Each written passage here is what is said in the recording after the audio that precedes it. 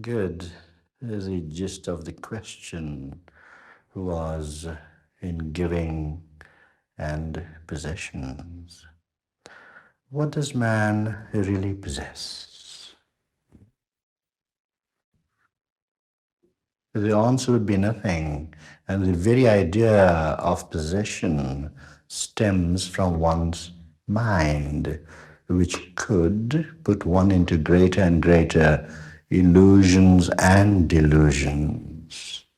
For the very idea of possession brings about in one those qualities that are contrary to all the theologies of the world. To possess, one necessarily must have some amount of greed, avarice, lust, covetousness. I remember a lovely story I read some years ago, Les Miserables, Victor Hugo. And there he says to one person that life is made to give and not to take. And yet, because with a sense of possession, we think we are enriched. So all the wealth possessed by one does not make one richer, but poorer. Poorer within oneself, and we suffer the consequences of that poverty. And the consequences are unhappiness, misery, lack of balance, lack of equilibrium. And that is why we are not centered within ourselves. But the giver would have other qualities in him. Those that oppose is the one who just wants to possess. I said the other night in a talk that we come with nothing and we go with nothing, and that which is in between is but just a gift. Is the gift for possessing, or is the gift for giving? By possession, people normally think in material terms. Normally in material terms. And the more one has, the more one wants to possess. There's a story of Akbar, a great king in India, and he wanted to find the happiest person in the world. So he sends his prime minister, and with the prime minister, legions of armies around the world to find the happiest person. So as they went round from country to country, naturally they would approach the rich people first. But there was not a rich man that was happy. So trudging along everywhere, they could not find a happy person. And while Birbal, the prime minister, was returning, he had to cross a river. And there on a rock was sitting a man, so happy, so exuberant, so joyous, filled with bliss, ecstasy. And Birbal was a very brilliant man, and after a lot of questioning, he really found that this man was happy, but this man did not even possess a shirt on his back. So, if you want possession, find that possession within yourself. For it is only a fragmented person that is deluded, thinking that if I have a little car, I'll carry on with it. But if I had a Rolls Royce, I would be happier. I always say the quest of man is for happiness. Everyone is seeking happiness in his life. No one wants misery or unhappiness. But the path they choose is an outward path. And the outward, external paths which they choose for mundane things themselves leads them to greater possession. And the mind is so patterned through ages and ages, through lifetimes and lifetimes perhaps, that the greatest illusions suffered by man, they delude the mind that the more I have, the more happier will I be. No one denies you to own mansions or Rolls Royces. But in what sense do you earn it? Do you earn it in a sense of possession, that it is yours? Nothing belongs to you. Even that which you call your body is not really yours.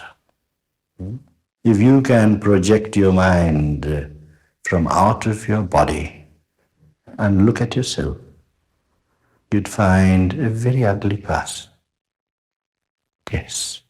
And that is the experience of many who have the ability to project their minds outside themselves and then look back upon themselves.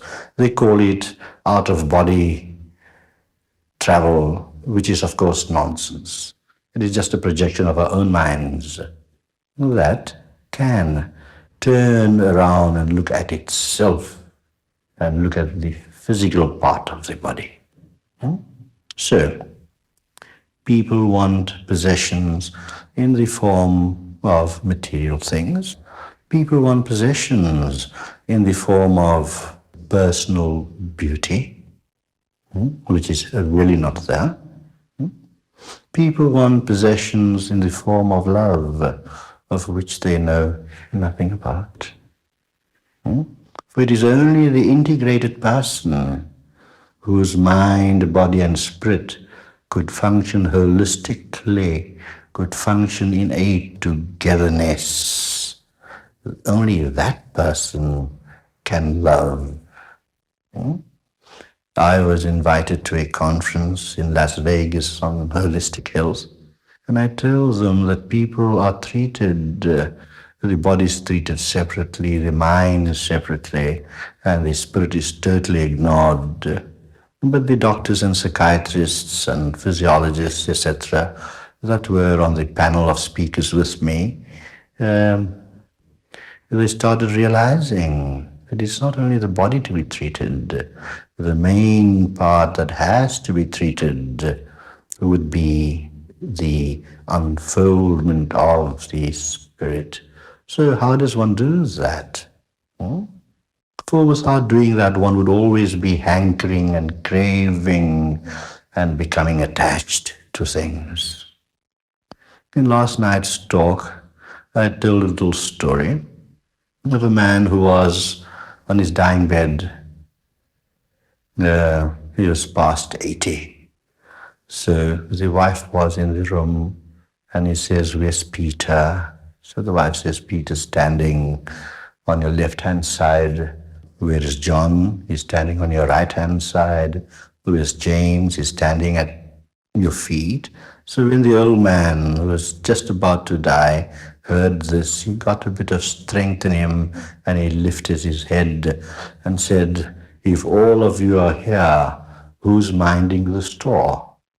You see the possession.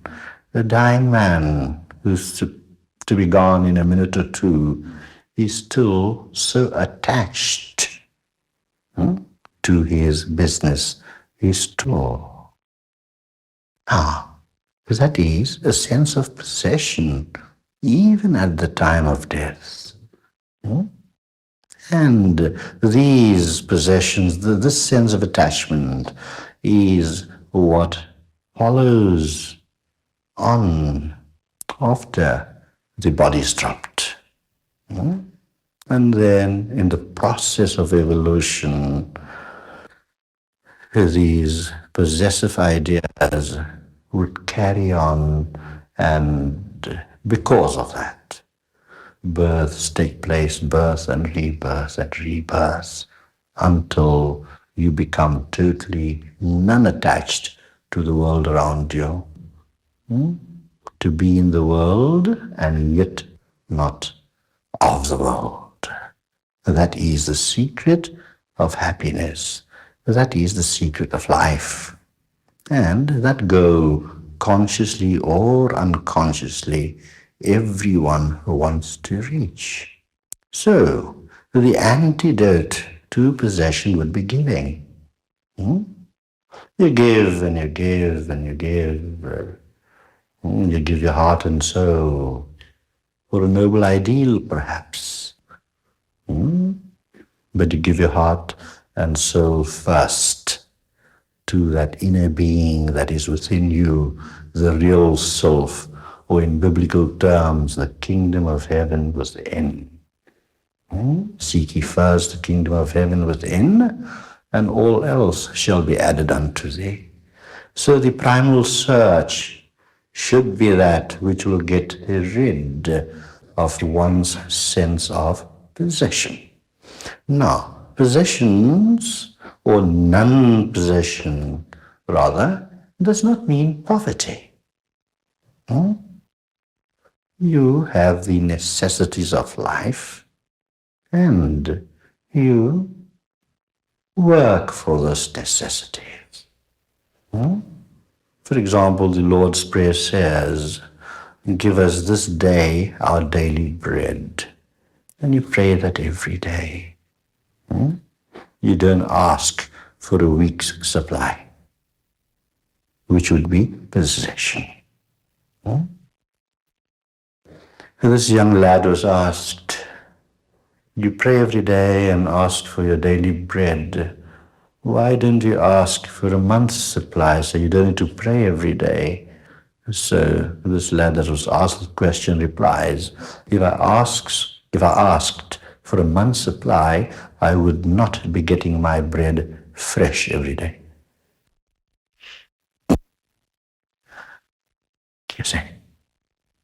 So, although there are necessities in life, but possession is not the secret of joy or happiness.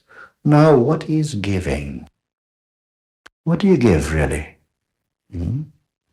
When you give a poor man something, how long is it going to last? If you give a man a plate of food, in a few hours he'll be hungry again. If you give a man some money, in a week or two it'll be all gone. But if you give the person wisdom, that wisdom goes eternally. Now, it's not necessary for you to have wisdom to give wisdom. What you give is love, and not a love that is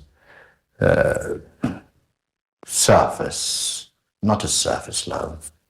That's something that is so deep within you that projects itself to the heart of the other person, and that is true giving. You know the story of the widow's mite. That is true giving. I remember I was busy in a project in South Africa for a community there. They're building a complex, temples, a hall, and a school for art and various vernacular studies. So one man comes along to me and says, I'm prepared to donate 50,000 towards this project that the society, this particular society, had started. This was years ago. But he says on one condition, that you put a plaque outside in the grounds that Mr. So-and-so has given this amount for the erection of this project. So we refused it. Because he was not giving. He was trying to perpetuate his name. So that is not giving. See? Now, who can really give? Not the person whose mind is filled with desires, who is filled with ego inflation. Such a man can never give, but an integrated person can give. Now, by integration, as I said, we mean to function in totality, where the mind, body, and spirit functions in wholeness. And this can be easily achieved by meditation and spiritual practicing. A very scientific, systematic method. And in every talk I do say one thing, that you do not need to change your lifestyle. If you are a Christian, I'd like to see you a better Christian. If you are a Hindu, a better Hindu. A Buddhist, a better Buddhist. Meditation and spiritual practices has nothing to do with your belief system. And as you become more and more integrated, you'll understand Christianity better. You'll understand Hinduism better. And when you understand your own belief system better, you will start understanding all other religions better and find the foundation or the basic truth that underlies all religion. You will find the being. There was a deer in the Himalayan mountain. It ran around, it smelled something very nice, a fragrance. And he ran around and around chasing this beautiful fragrance. And at last, when it was totally exhausted and lied down, he found that the fragrance was in his own navel, the musk deer. That is where the musk perfume comes from one's own navel. So everything is within you. You do not need to search outside. You might perhaps need a guide to show you the path, to show you the way. And that is what gurus do.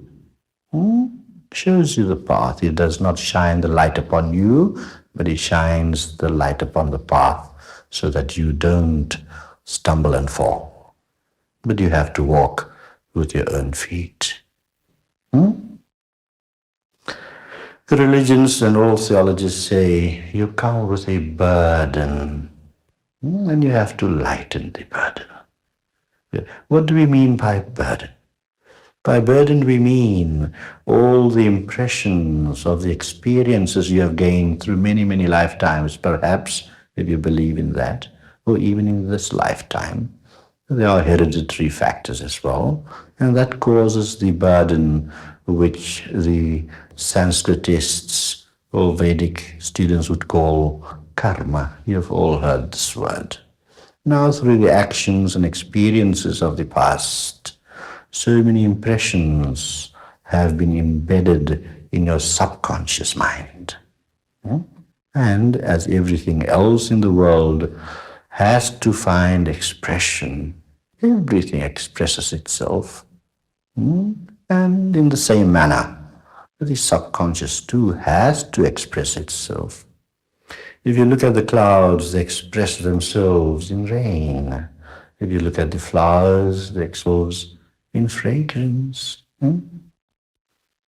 If you look at the grass outside, it expresses itself in this beautiful, swaying, eternal dance. The wind too plays its beautiful symphony in the leaves of the trees. So everything is celebrating, everything is expressing itself in total joyousness. But man does not. Why? Because he has reached the stage of evolution where he can think. That's the only difference between animal and man. Biologically, everything is the same. The only difference is that at this stage of evolution, he can think. Now, thinking can be used in the right way or the wrong way. Thinking can be used in the ways of possessions. Thinking can also be used in the way of giving.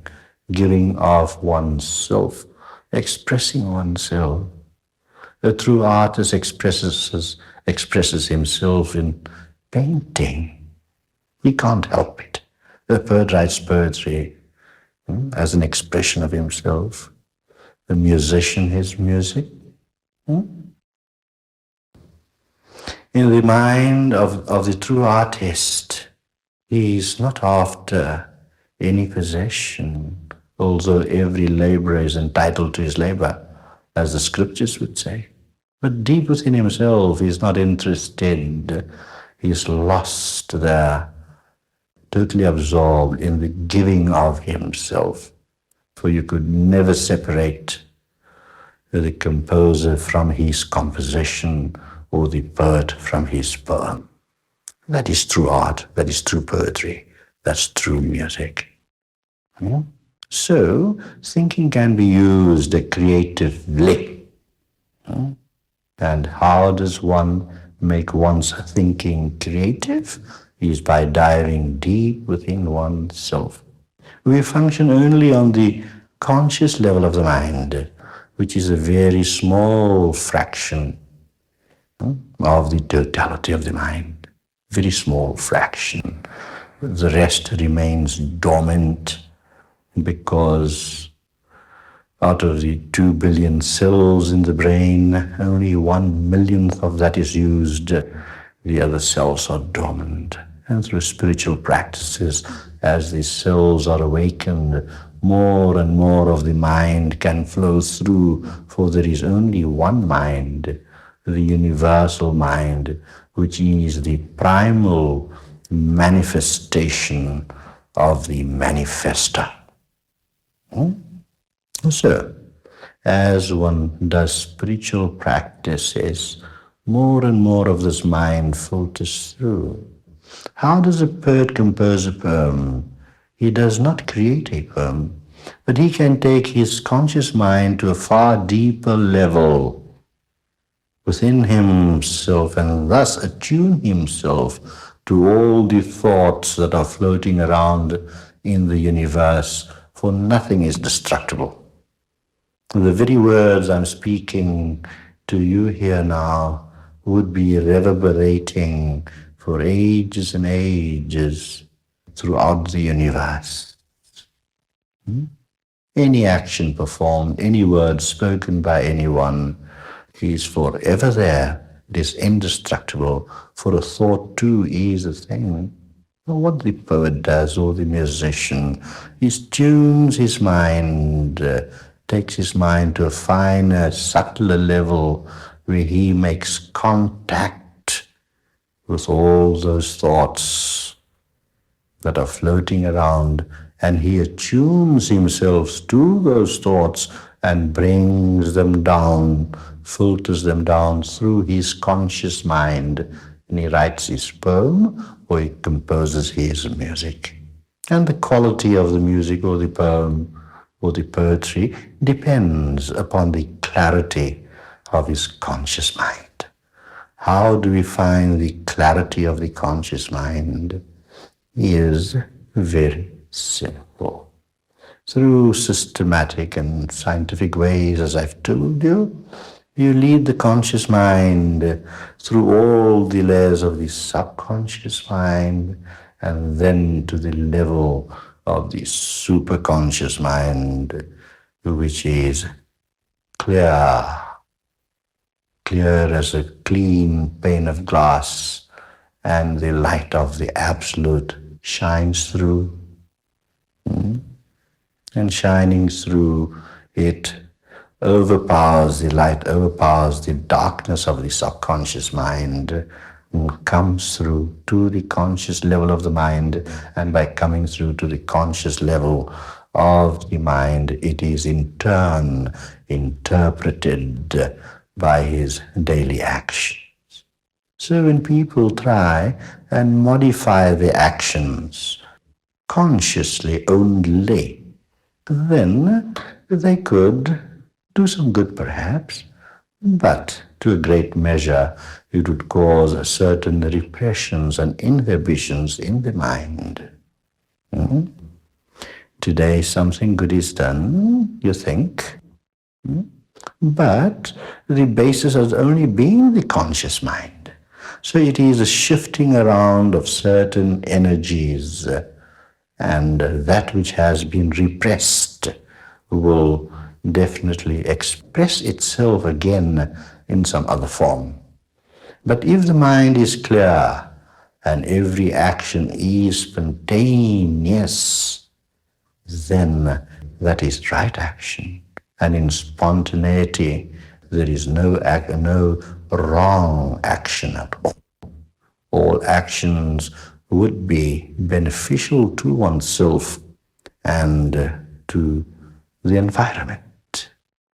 So, the very idea of possession is a great blockage to spontaneity, because the idea of possession naturally would contain deliberation, premeditation. I want to possess this, which you can't. Man marries a woman, or woman marries man, and of course the idea comes about that I possess Jill or Jean or Joan. You cannot. You cannot possess. You can become one with your spouse, but could never possess your spouse. You could never even possess this chair.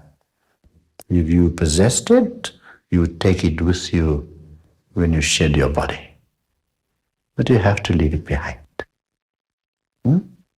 But the oneness that you can create by lack of the sense of possession is what is with you all the time. And being with you all the time, you find no separation. Possession involves a duality, the I and thou concept, a duality. And it is only duality that causes all friction. When two hands will clap, but one hand cannot. So it is because of duality friction occurs. Friction is caused by the conflicts in the subconscious mind, outwardly expressed in our actions and thoughts, and misery results. It betrays the purpose of life, the purpose of trying to find the deep oneness. For that is the only way out. For if you find oneness with everything around you, then only could you say and really practice the injunction, love thy neighbor as thyself. But before to precede that, you got to find the meaning of those words, man, know thyself. Then you ask the questions, who am I? What am I?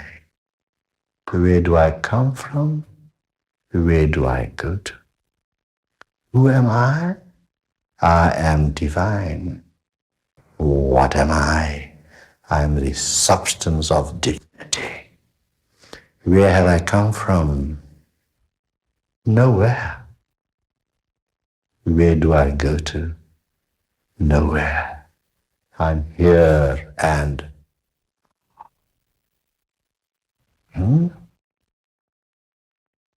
take the word nowhere and separate the word. Just shift the W to the left. Now here. Be here now. Now here. Possession would imply living in the memory of the past. Some experience a person might have had. Person might have gone through poverty and wants to possess for security. So it also implies insecurity. And not having any possessions, it also implies inadequacy. And then when you don't live in the past, you project your mind into the future. What will happen tomorrow? What will happen next week? Next year? Will I lose my job? Will I be able to pay my mortgage? Will I be able to buy those things which my wife asked me for? You project all those thoughts into the future, but never in the present. And if you are not here, then you must be somewhere else. And then you're also not all there. You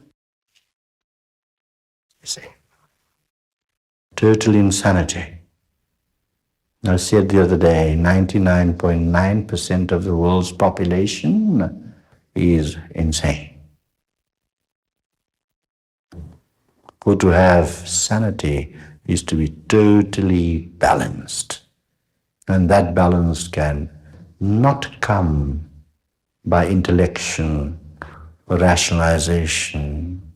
You've heard me speak of the left hemisphere of the brain and the right hemisphere of the brain at other talks, perhaps. Some of you have been there.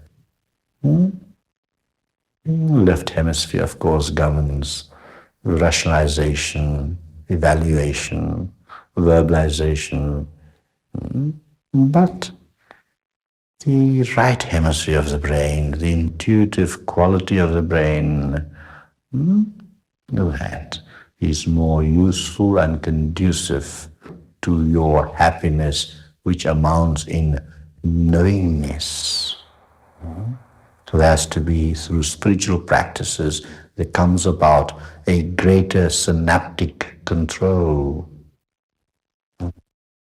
where the neurons will be firing in the right way at a certain higher rate of vibration.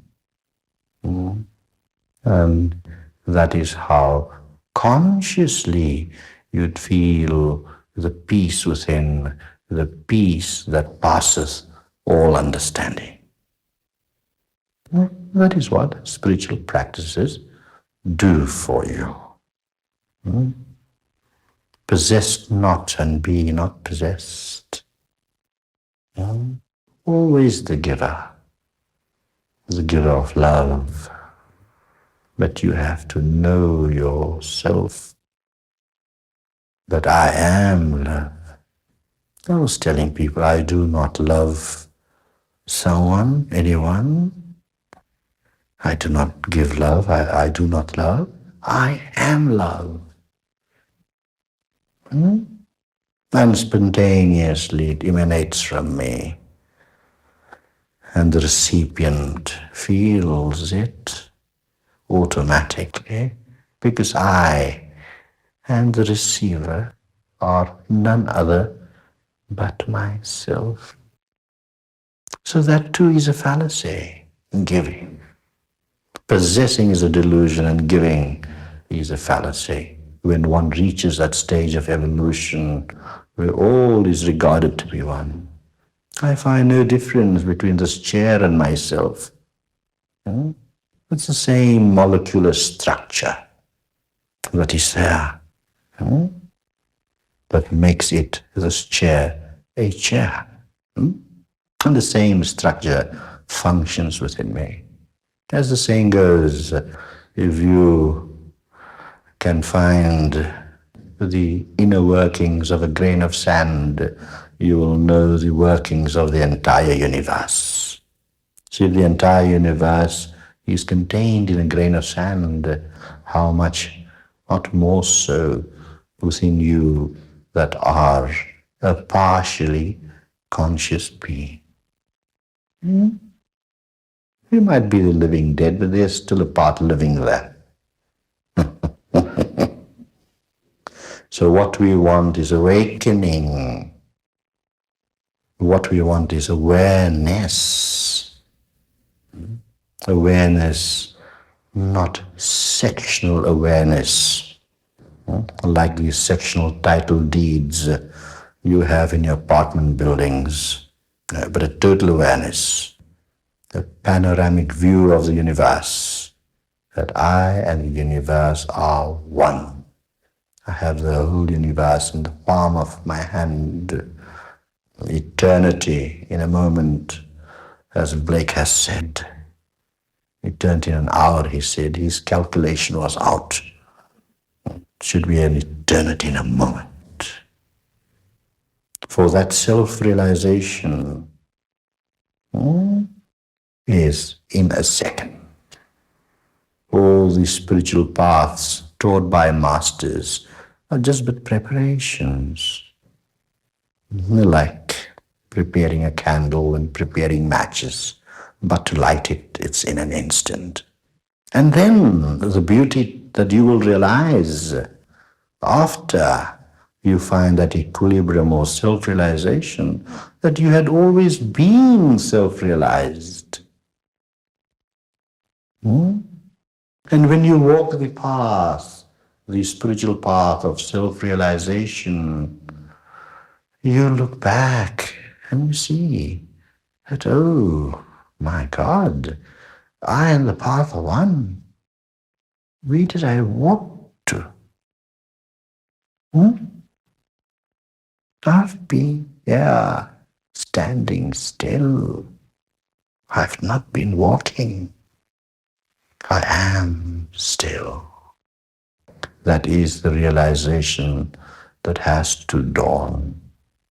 Not by the intellect. The intellect helps to rationalize. It helps to convince one of such things. But like food, you eat food. It is not only to digest the food. There the story does not end. It must be assimilated in every drop of your blood. And then you find the strength. So it is assimilation of these eternal truths. What is your reward? Your reward is total joy and happiness, where the entire world could fall on top of your head and you won't bat an eyelid. Lose all the possessions you have and still be totally happy. For you have now reached the stage of reality. You have pulled off the veils of your mind, and now you do not think in the terms of possessions, but you say, the entire universe is mine, although I don't have 2 cents in my pocket to rub together, but I own the universe. And if I own the universe, to who shall I give it to? When all is mine and I am all, I am of all. Yes, see, that is the mastery of life. That is through spiritual practices. These realizations dawn upon you. And not only spiritual practices, but through the teachings of masters, you look at life in a different perspective. Yes, you might see everything yellow around you if you have jaundice. Then the things are not yellow. The chairs are red, they're not yellow. But because of jaundice, everything seems yellow. So you go to a doctor, he treats your eyes, treats your jaundice, and things assume it's a real form again to you. Yes. So we are jaundiced. We look at the world through jaundiced eyes. We look at the world through colored glasses, spectacles, and we make a spectacle of ourselves. Yes. There was an optician's assistant, and we took her only 2 glasses to make a spectacle of herself. That's what we do. Intoxication. Good, why not be intoxicated? And not in the humdrum things of the world, but the intoxication of being, where total purity is produced within us. And when total purity is produced within us by ourselves, for we are essentially pure, then everything around us would assume a purity. Everything would be pure. You would see nothing wrong. Even in a murderer or a rapist, you'd see something good, always. And then you could love the murderer, the rapist, the thief, and love him equally as you would love a holy man. So you rise above the law of opposites. You rise above the black and the white. Then the polarities by which this world functions ceases for you, and all merges into that oneness. You are off the seesaw, the ups and downs of life, and you stand in the center where all is still. But does the scriptures not say, be still and know that I am God? We use these words, God, and whatever you want to call it, because language is limited. These are labels. The real self that is you has to be realized. A diamond covered by dust, a sparkling 1,000,000-carat diamond, if not more, covered with dust. The dust has to be blown off. Just a little gust of wind is required. So, spiritual practice does not require effort at all. The simplest things are very beautiful. There's a very favorite saying of mine that it is so simple to be happy, but so difficult to be simple. And teachers are those, spiritual teachers are those that tries to take, by giving you different perspectives and tools, which are the spiritual practices, to remove away the difficulties. People find life to be problematic, but really there are no problems. And if there is some temporary problem, remember the solution is inbuilt into the problem, for no problem can exist without its solution and resolution. As they say. Right. And anything which is a problem is created by our patterned minds, conditioned minds, those sanskaras, as we call it in Sanskrit, embedded in the subconscious. Unfortunately, the psychologists and psychiatrists have not reached very deep into the human psyche or the human mind. They are still at the fringe of this vast ocean which is called the mind. Yeah. So, there's no hope lost, really. You have a hotline that could be led from the conscious mind to the superconscious layer and draw from that infinite source of energy so that you become saturated with that light, and there would be no place for darkness, nor nescience, ignorance. Man suffers because of ignorance.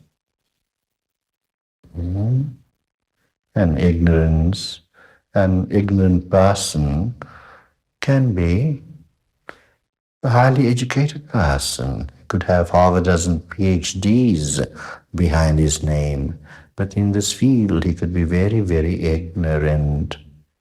For his education perhaps might have created such an ego that blocks him from his real self.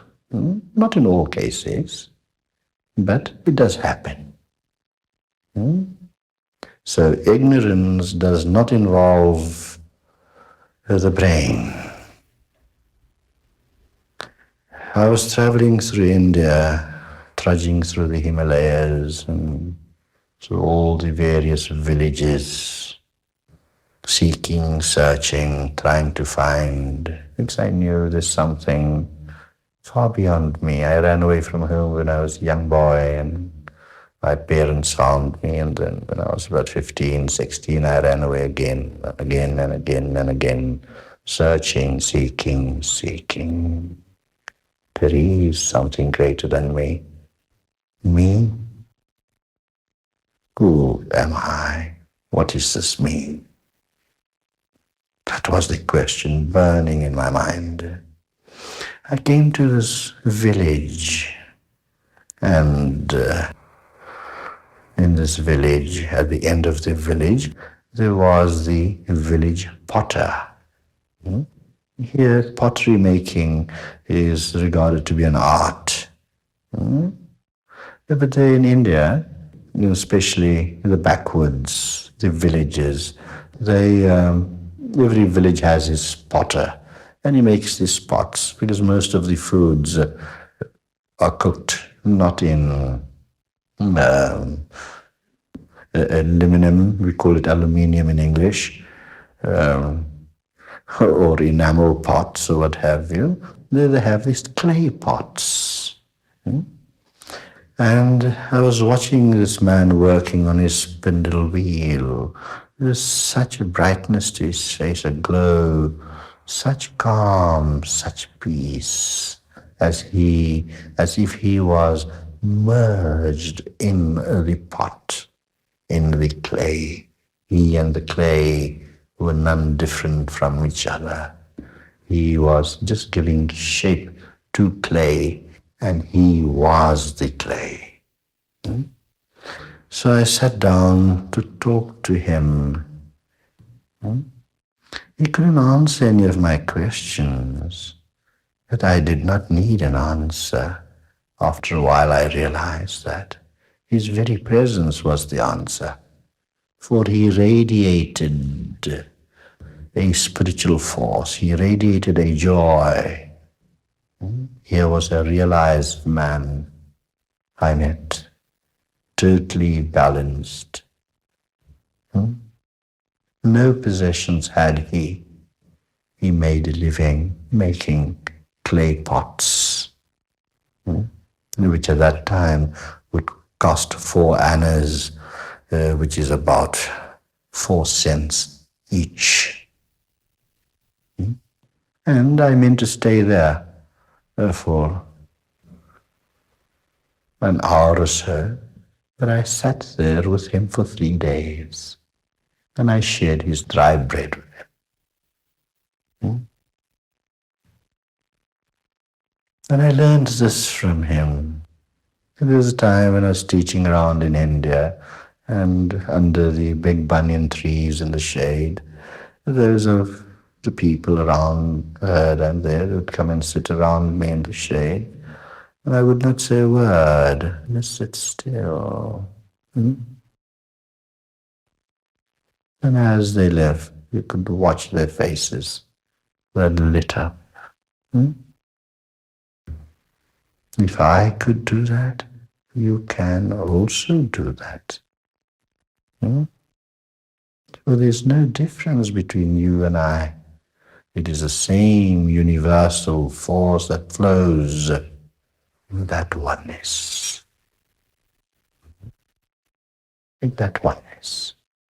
And that oneness in this world, a speck of dust compared to the vastness of the universe. And 4,000 million people living on it thinking that they are the cat's whiskers.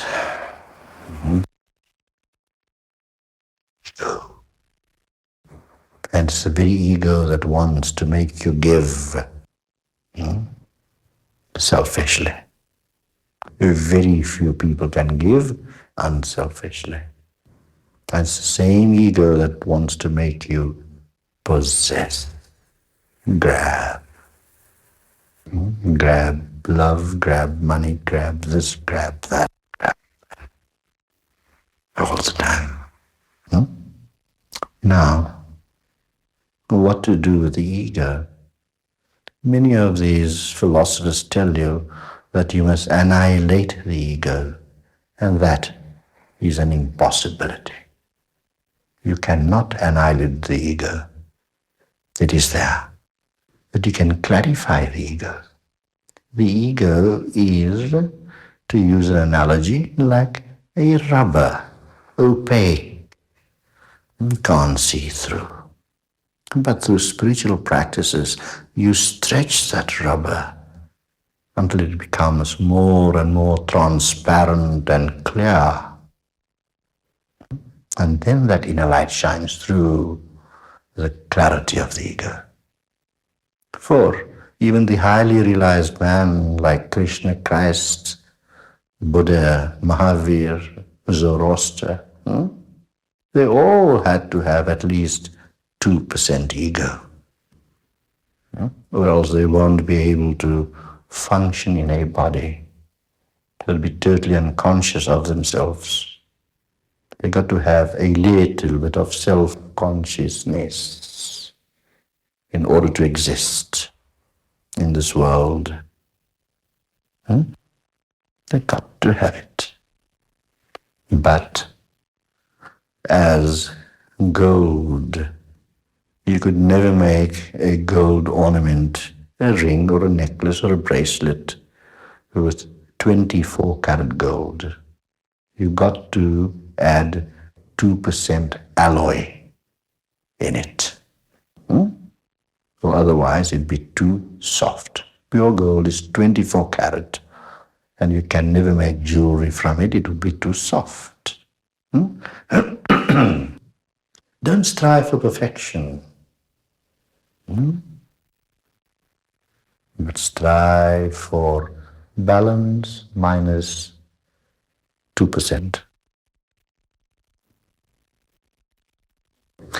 There was this one guru who went on a long trip, and with his ashram, his monastery had beautiful gardens, and he left this one man in charge, one of his devotees.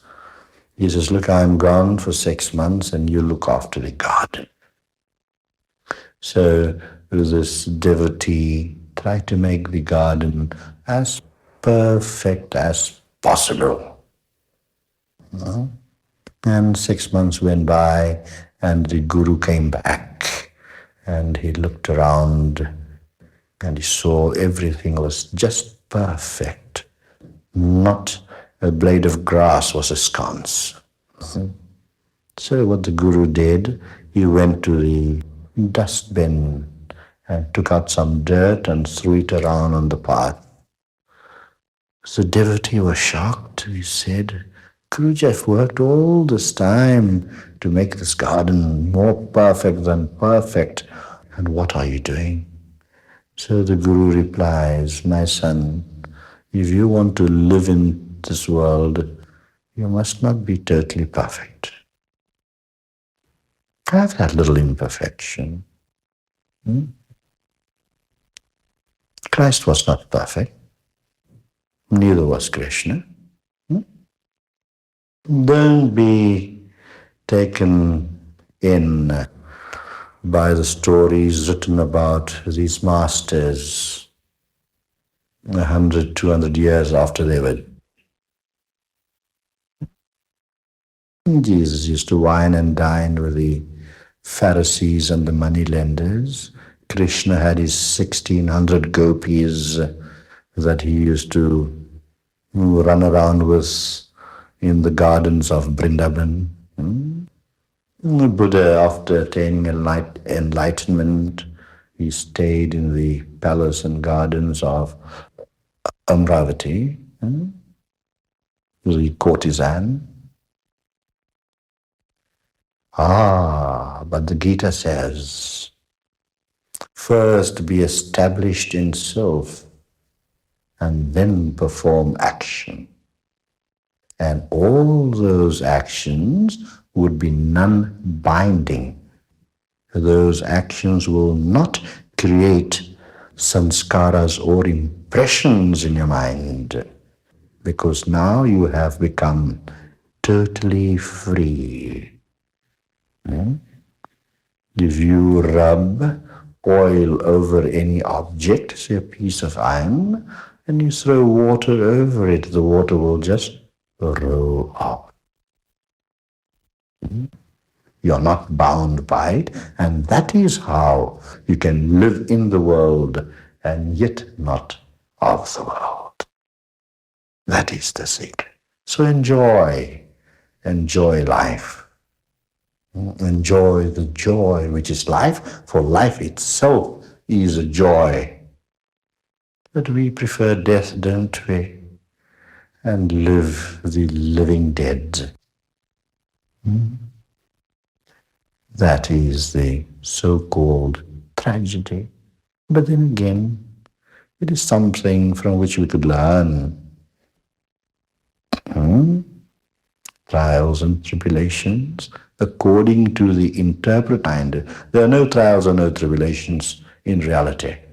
It is the interpretation of your mind, and by going through these trials and tribulations, when you look back in retrospect, you'd find that all those anxieties I went through were totally unnecessary.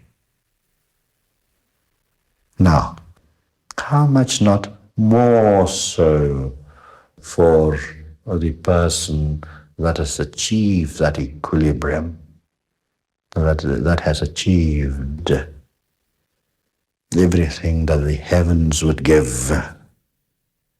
I'm using those terms metaphorically. That comes from heaven inside. Nevertheless, this minister was speeding along the road, and a traffic policeman stopped him. He was supposed to do 30 miles an hour, and he was doing about 60. So naturally, as everybody would, the minister started arguing with the traffic policeman and said, look, you have no speed traps here, and I don't see any radars or things about.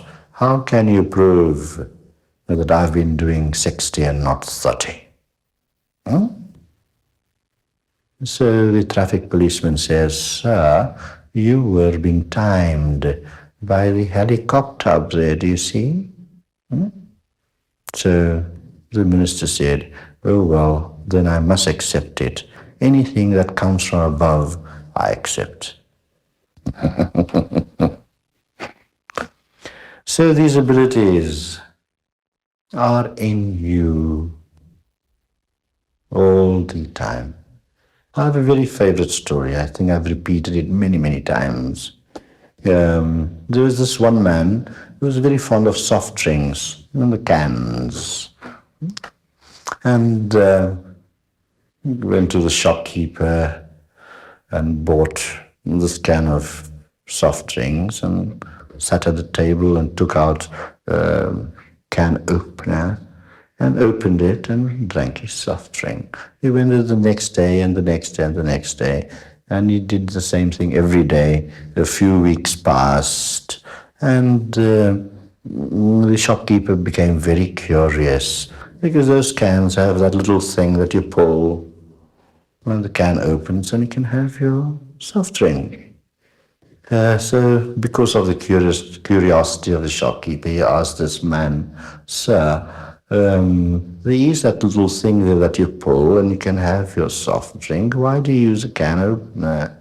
He says, well, that little thing that you pull is okay for people who do not have a can opener. You see, we are looking for can openers outside of us when everything is brought into us. We have all the tools, and fellows like me only come around to remind you of the tools that you already have. and show you how to use them. And give you the understanding that now is the time. I want to be happy, you say to yourself, but that wishful thinking is not going to help without you consciously wanting to do something about it.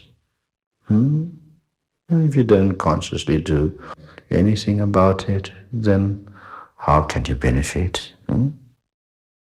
Good. So that goes as far as giving and possessions. You don't need anything in material things to be able to give.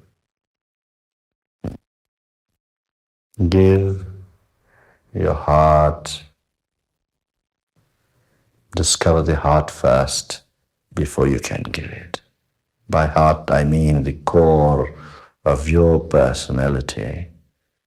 And once you find the core of your personality, the spirit within, then automatically, without you consciously trying, it gives of this love, this peace, this joy to anyone you come across. And all of you have experienced this. You go into some home and you don't like to stay there for 5 minutes, the atmosphere is such. In another home, you want to sit down for an hour.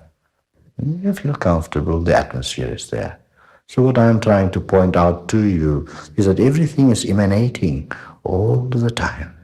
All the time there's an emanation from everything, and everything is full.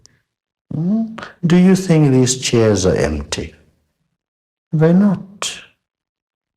They're empty of people, but they are full in themselves. It's a full, total chair. You see how to view things. Someone says, tonight, there's just a handful of people, and you come from so many thousand miles, and Guruji. I said, no, that doesn't matter. It's not important. Didn't Jesus even go to all the trouble for just one lost sheep? It doesn't matter. That's fine. That's more than an hour. Do you want to break, or shall we carry on with questions and answers?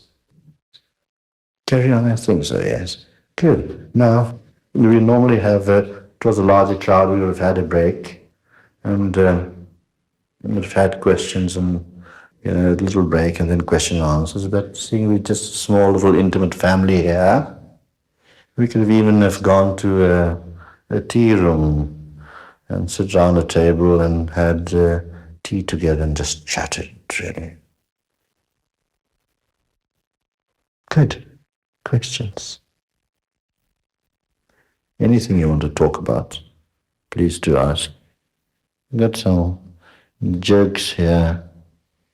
This man died in hospital, and he went up there to the pearly gates. So St. Peter was there, and he says, my name is such and such. So St. Peter, in this computerized time, he used computers up there as well. So he pressed the buttons, this man's name, and he couldn't find it. He says, no, your name is not on this list. I think you must go to the other side. It's a bit hot. It's cool here. So this man says, no, sir. I've lived such a beautiful life. I've been giving of my heart all the time.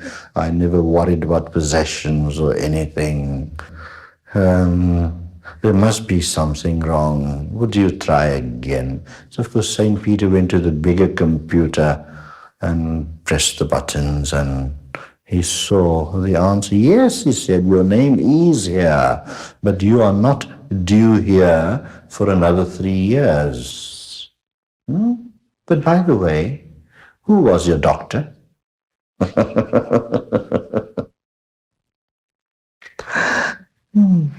Questions?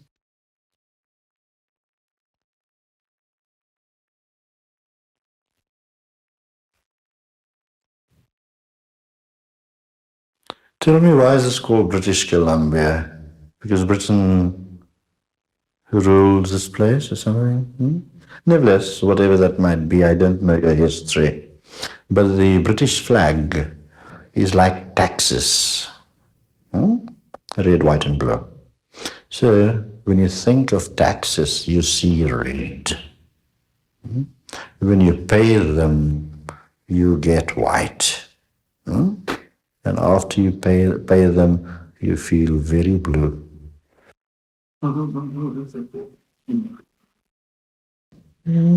Questions? Oops. Quizzle? If life on Earth is prerequisite to total integration, why are there relatively few enlightened individuals existing on it? Or that there were perhaps, but they become? Yes. As I said before, life is a continuum. Mind, body, and spirit is a continuum. On the other side, where there's only the mind with all its impressions, the individualized mind, like a bubble in a pond, is the bubble that individualizes it. It's only the mind and the spirit that energizes it is in another plane of existence. But as everything needs to find expression, you have to take on a body, or otherwise you are not total. Therefore, on the other side, there's no evolution at all. There is evaluation. You evaluate on the other side what birth you are going to take. And there, you can't bluff yourself. You're totally honest in that evaluation. And you choose your parents. You might have to wait a while before you find the right genetic and chromosomic combination, something like that, to take birth. There are two kinds of people that don't get born too soon. The very evil, because there are not such evil people in this world, for them to find the right combination, and the highly evolved person, for there are very few, very highly evolved people in this world. And when you talk of self-realized men, it is, you can count them on your fingertips. Okay. Next question.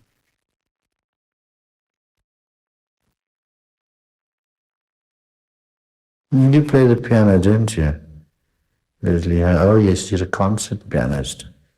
A chap with a black bag knocked on a lady's door, and he said, "I'm a piano tuner." So the lady who would answer the door says, "But I didn't call any piano tuner." So she says, "No, madam, I know that, but your neighbors did."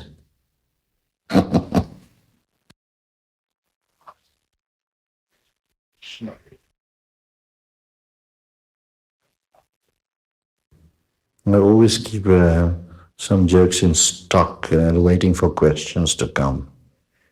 Can you find another one?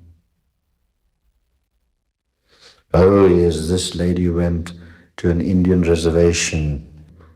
Reservation? Yeah. And she went to the curio shops and all this, and she found a peace pipe. And just a bit rusty and old. And she thought, oh, I found something that could be very valuable. And there was an inscription on it, in one of the Indian languages. So she wanted to know what it was. It could be thousands of years old and could be very, very valuable. So she rushed around everywhere in the little town to find an interpreter, a translator that could read this So she found one person and says, please read this for me and tell me what it means. So this man says, oh, that's very easy. It says, smoking is hazardous to your health.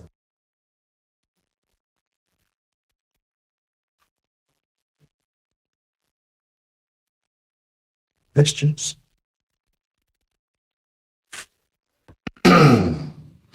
I'm going to run out if you don't start asking me questions. Oh, this couple who had all the bags packed and they were going on a holiday. So they arrived at the airport and they checked, oh yes, everything is packed, all the bags are there. So the husband says we should have brought the kitchen table along with us. So the wife says, why the kitchen table? So he says, the tickets were on the kitchen table.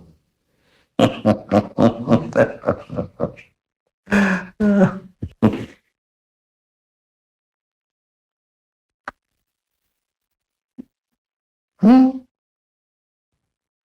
Yes, ma'am.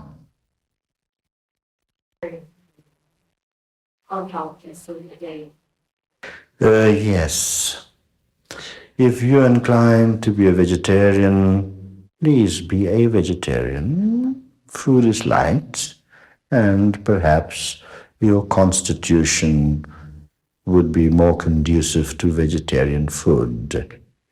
If you are a meatarian and your constitution could stand it, and you want to eat meat, there is nothing wrong in eating meat.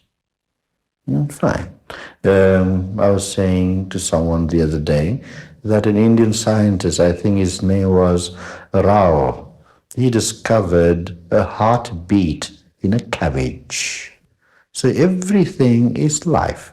Some higher form of life, some lower form of life. But until they reach the thinking power, all foods are good if they are nourishing and not harmful to yourself. Vegetarian idea originated in the East.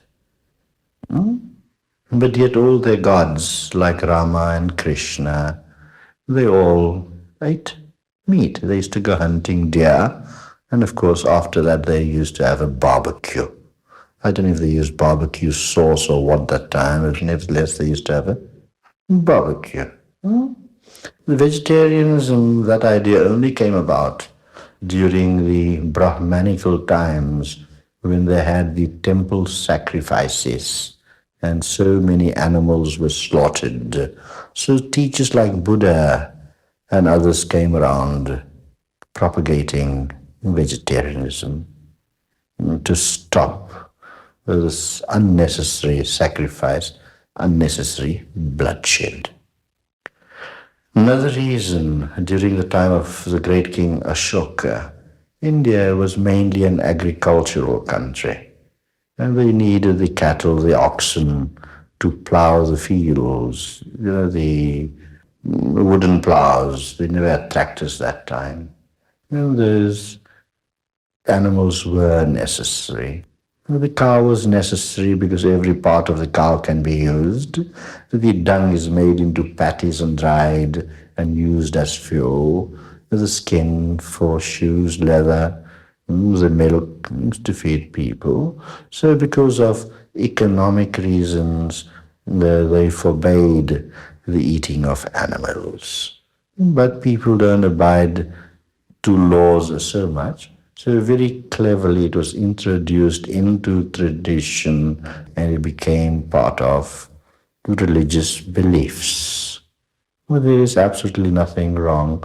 Whatever suits your constitution, by all means. And when you grow out of it and you don't desire it, then don't eat it. Nothing wrong with it. Yeah, and as a matter of fact, it's only 10% of people in India that are vegetarians. The rest are meatarians.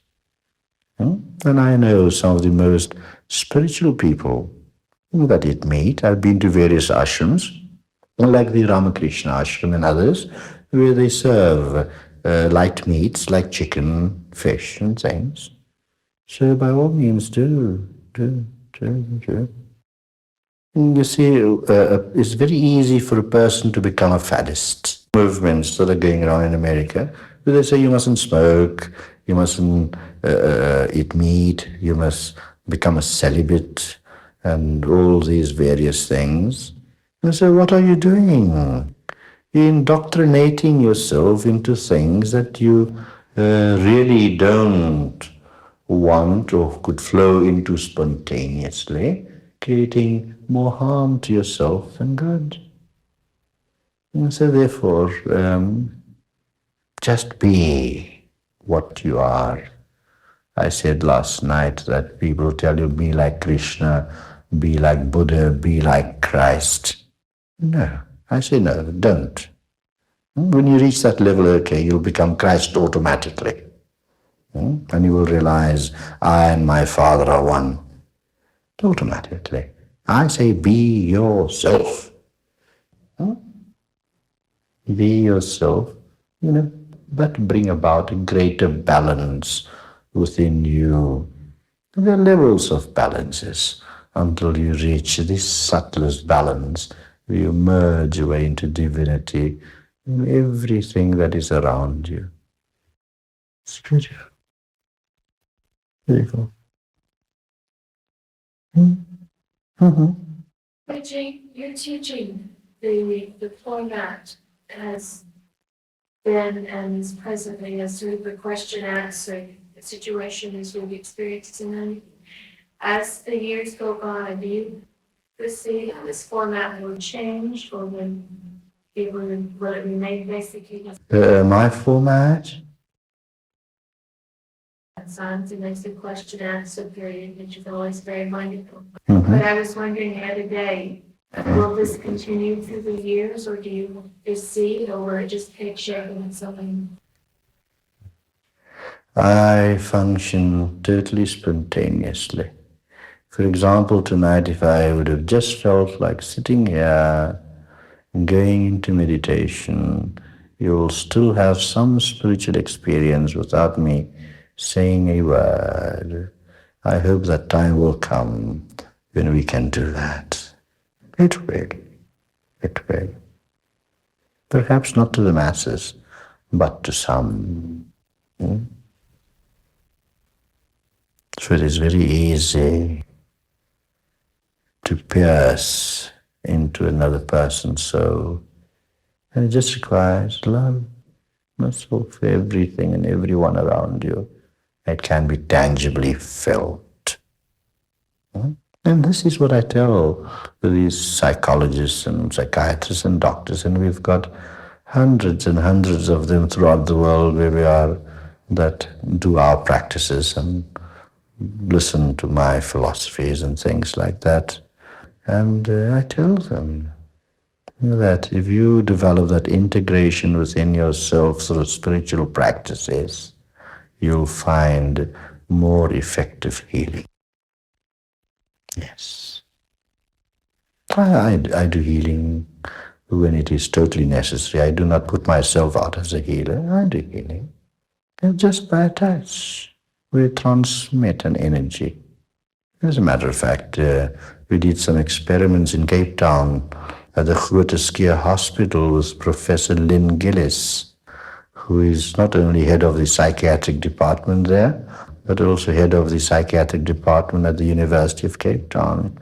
And we experimented with plugging on electrodes, but 16 of them, around the head, and with a touch, the squiggles changed. And when the person was asked afterwards and examined later, a great difference was there in their health. Yeah. We've done about 150, 200 cases, and Gillis Lynn feels that we should do about 500, so he could publish a paper on it. For there is an energy, a subtle energy, which modern science hasn't got the equipment to measure. There is this subtle force, this energy that can be activated and transformed to bring about a balance in the subtle body of the person, which in turn translates itself into the physical outer body and correct the wrongs that are there in the physical body. Yes. One could call it alternate medicine or what have you. But there is that force, there is that power that can be activated. Can even be activated by the voice. But just by listening to a voice, you feel calm, you feel cool, you feel relaxed. It has nothing to do with hypnotism. Yeah. It's an energy that's given off. Not only the words, but an energy that go with the words. Also, we have not reached, science has not reached the totality of what all energy is about. They don't know. There are subtler and subtler forms of energies, but they know nothing about it. Like electricity, we have these lights burning here, but they can't tell us what electricity is, like that. But with the technological progress, they will soon find out many finer and finer forms of energies, but that will have to be combined with the opening up of the heart if we want some measure of peace in this world. And that's my mission, to open the hearts. And I don't use can openers.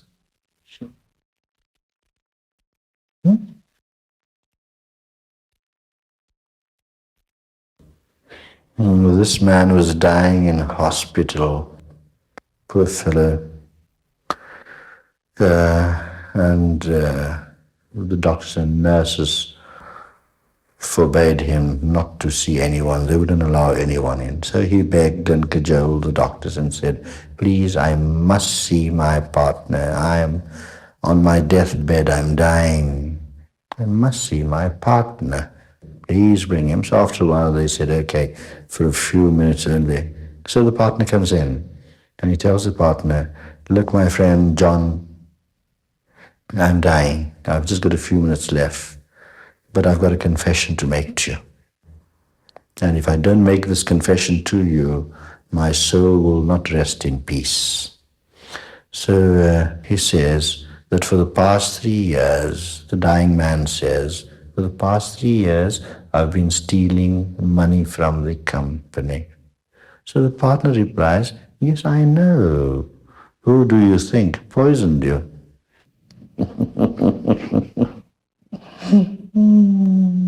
Yes, questions? In the program, you were quoted as saying there was most versions of romantic and other versions of individuals. So I'm wondering in that non-present situation where we have another nuclear power that doesn't negativity and development of the center. Nuclear extermination, I wonder what is the role of the individual in fighting that and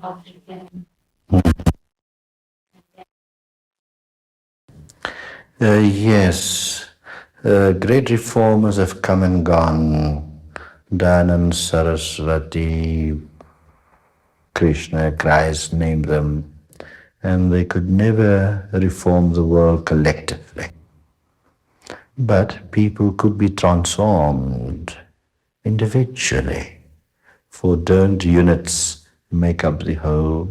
So the more the individual progresses on the spiritual path, the more his heart opens, he would have some effect on the environment around him. My favorite saying is this, it's the nature of a flower to be beautiful, but that's not the only thing it does. It also enhances the beauty of the garden. So therefore we concentrate or apply ourselves to ourselves first. Charity begins at home. Talking of nuclear energy, last November I was invited to Boston. I especially flew over.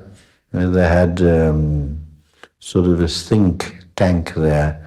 They invited people from various countries of the world.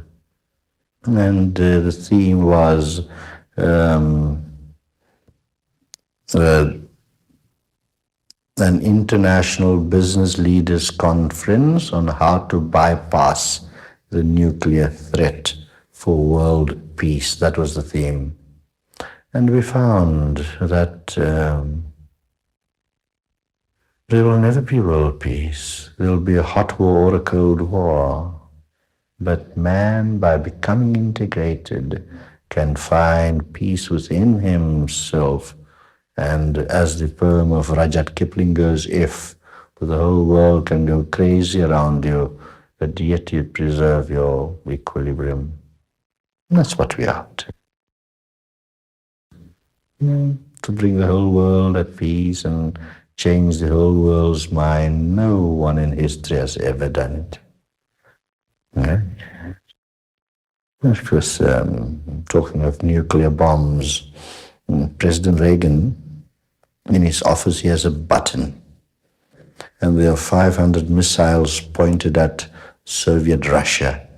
So one day, by accident, he tripped the switch, and 500 of these missiles went shooting out to Russia. So he gets on the hotline to the Kremlin, and the person that answered the phone on the other side, he asks, "Who can I speak to say I'm sorry?"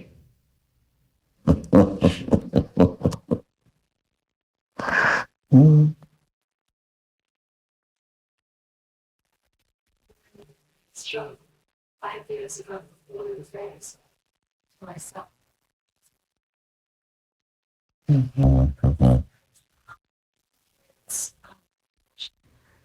Yes, yes. Prayers are very important, but prayers have lost their meaning nowadays. People don't pray to God, they do business with God. They say, if I get this job, or my son passes the exams, or I get this house that I'm after, I will donate $100 to a good charity. In other words, it means, God, you do it first and I will do the donation. Why not you do the donation first and let him do his job afterwards? If you go into a cinema, you're going to pay first. You don't know how the film is going to turn out to be. You pay first and you come in, and on top of it, they switch off the lights. They put you into darkness. So, who do you pray to? You use God to pray to. In other words, you use an outside force to pray, and so that outside force becomes a crutch that you want to lean on, a wall to lean on because you feel weak within yourself. Therefore, you need something to lean on. And after all, what is God? Isn't it just a mental concept? A mental concept perpetrated upon your mind by various theologies, which are nothing but business organizations, churches and things. They do say good work in a certain way. By all means, they're needed. Keeps the community together. And churches have become more of a social thing than anything else.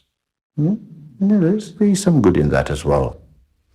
The best one thing to remember is this, that when you pray, you will never get what you want, but you will always get what you need. Yeah, I want £1 million now. I won't get it, but I will get my piece of bread that I need. You see? So prayer has force, but prayer must never be selfish. And then when do people pray? When they get into trouble. So they think prayer is a cure for their troubles. Prayer should rather be a preventative. And prayer is good because prayer is based upon a certain belief system you have, because of a concept you believe in. And if your belief is strong enough, by all means, your prayer will become more and more sincere. But still remember that you are praying as a crutch to get rid of your troubles. Now, it has its therapeutic value. It does calm the mind. It has its value as well, therapeutically. Yes, it's good to pray. But if you meditate first, and in that meditation, the thoughts, prayer is thought.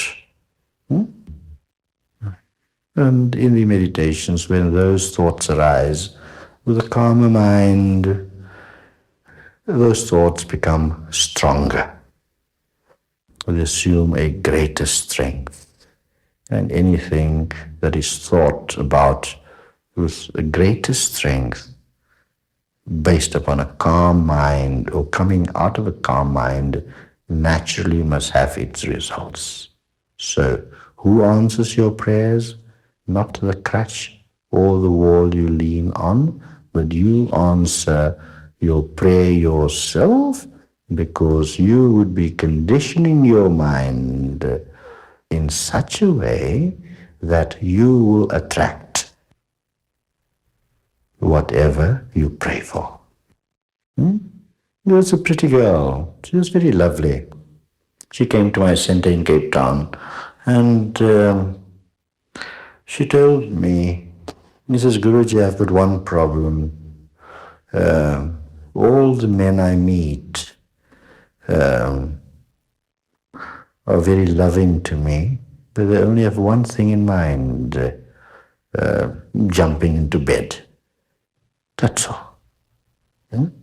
I started chatting with her, analyzing her thought processes. I told her, I says, do you know, the trouble is yours.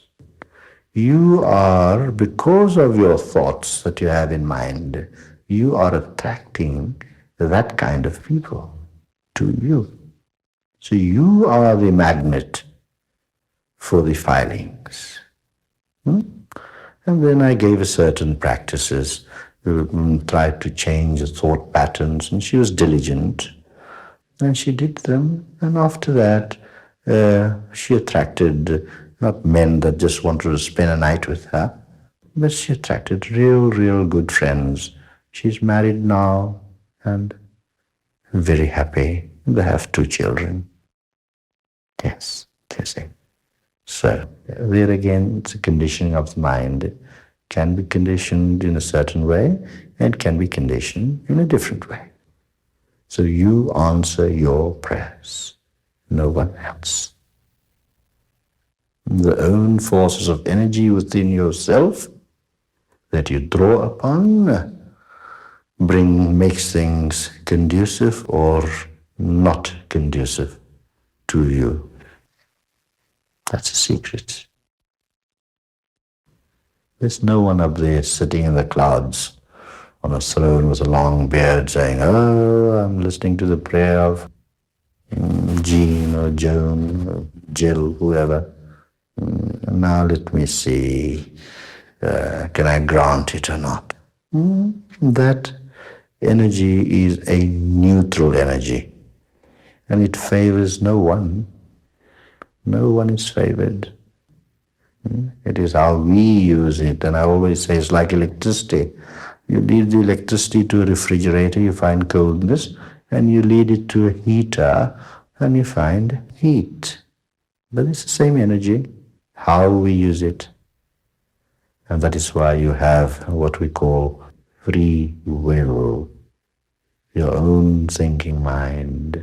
If that free will, your own thinking mind could flow with nature, then automatically it is joined with divine will, which just means a more subtler and higher and a more forceful energy.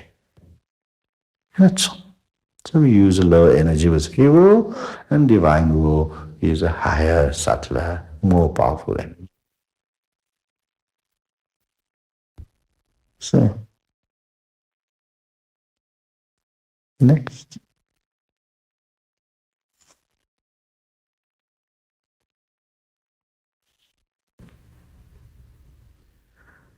You talk of God and God helping you and that. This man, whenever, he was walking, and every time he used to gaze behind, and there were two sets of footprints. It's an old story, I don't know if you know it. There were two sets of footprints. And then when he got into trouble, there was only, and he glanced behind, there were two sets of footprints. God was walking alongside him. But when he was in trouble and he glanced around, he only saw one set of footprints. So he complained to God.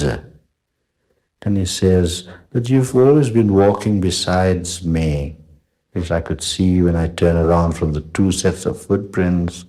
But when I got into trouble, there was only one set of footprints."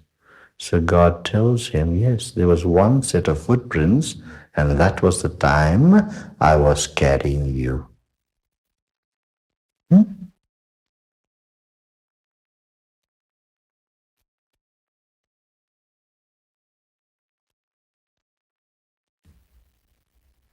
See if we can find another one here. Fat fellows have to be good-natured. Fat fellows have to be good-natured because they could neither fight nor take flight.